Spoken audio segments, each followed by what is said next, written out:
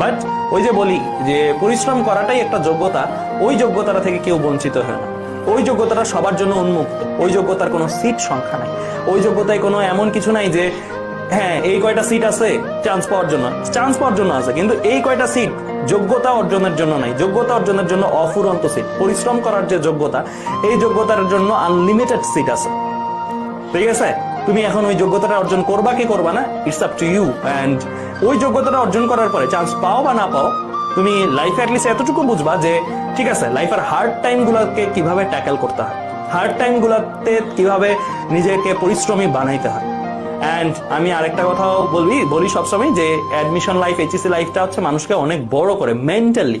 তুমি দেখবা যে তোমাদের ব্যাচে অনেক স্টুডেন্টস যারা হচ্ছে কি এখন মানে অনেক আউল ফাউল কমেন্ট করে, অনেক উল্টাপাল্টা জিনিস লিখে, অনেক আজেরা সময় ব্যয় করে, কিন্তু ওই অ্যাডমিশন পিরিয়ডটার পরই দেখবা ওই মানুষটারই মানসিকভাবে বিপুল চেঞ্জ।